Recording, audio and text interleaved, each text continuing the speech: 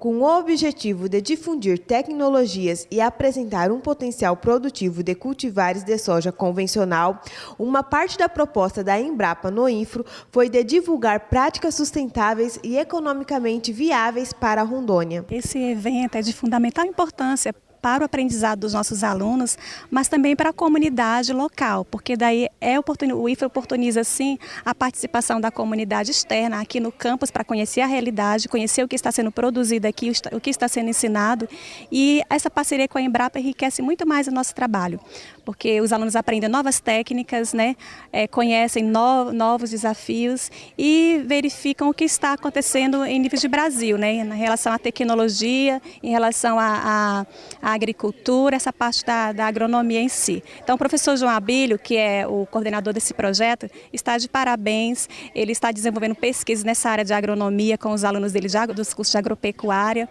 e é fundamental. Vem os pais dos alunos aqui, toda a comunidade foi convidada para participar, então é um momento de conhecimento, de troca de experiência, é um momento enriquecedor para os nossos alunos e também para a nossa comunidade de ariquemes. É um papel do Instituto Federal, né, aprimorar o ensino que é feito em sala de aula com as atividades de pesquisa e extensão. Então, tudo que é ensinado para os nossos alunos em sala de aula, eles também têm a oportunidade de comparar isso, na teoria, com a realidade local. E a nossa missão é justamente formar esses técnicos para que depois eles possam aplicar esses conhecimentos através da prática, da teoria, para a melhoria da região. Então, uma atividade com essa em que a gente tem a parceria de empresas, né, os pais dos alunos, produtores aqui da região estão participando conosco, enriquecendo também o currículo dos nossos alunos. Então, nós estamos cumprindo o papel do Instituto Federal, que é de levar esse conhecimento e atender principalmente o desenvolvimento regional daqui de Ariquemes. A Pró-Reitoria do IFRO também falou sobre a importância da parceria do Instituto com empresas e produtores. Essa atividade, né, geralmente é feita através da Pró-Reitoria de Extensão, né, que ela faz essa relação da empresa com a comunidade e com a escola. Então, nossos alunos têm a oportunidade de estágio, então no estágio eles já conseguem, né, melhorar os ensinamentos junto a essa sociedade e depois de formado, o nosso papel principal é esse, é que eles possam atuar. Então, a participação das empresas, dos produtores rurais, né, é grande aqui nos campos agrícolas, de perfil agrícola, então essa relação é bem maior porque a gente tem uma presença constante, principalmente porque os pais dos nossos alunos geralmente são os produtores rurais, então eles já têm um acesso livre à nossa instituição. Temos algumas parcerias também com produtores e também com algumas lojas, mas aqui nós temos os trabalhos de pesquisas, que a gente, ao fazer a colheita desses trabalhos, a gente leva para o nosso restaurante aqui, para os próprios alunos consumirem isso no dia a dia aqui da alimentação. E tem uma parte também que é da produção mesmo do IFRO, que é para atender a demanda aqui dos nossos alunos, né, que precisam se alimentar no dia a dia aqui no nosso restaurante.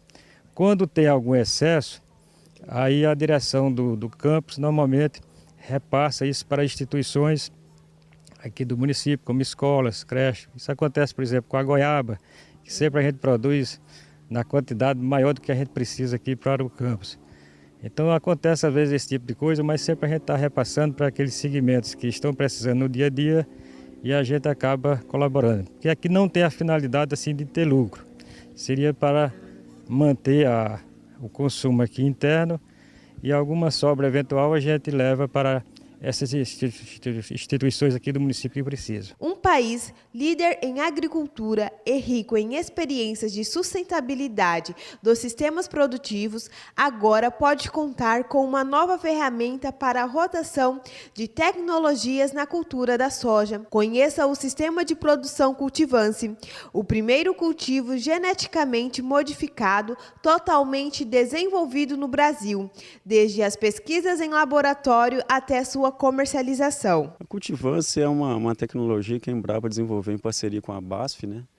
E é o primeiro é uma soja transgênica, né? Algumas cultivares de soja transgênicas e no caso são as primeiras cultivares desenvolvidas exclusivamente no Brasil, né? Tecnologia nacional, lógico em parceria aí com a BASF. Qual que é o foco desses materiais? A ideia é usar alguns herbicidas, né? Que até então não eram seletivos para a cultura da soja. E aí, no caso, oferece aí mais uma opção para o produtor poder ter materiais transgênicos, né, resistentes a herbicidas. Então, para o produtor tem um aspecto muito interessante até para a sustentabilidade, né? A gente está falando de sustentabilidade da sojicultura em Rondônia, de certa forma no Brasil todo, né?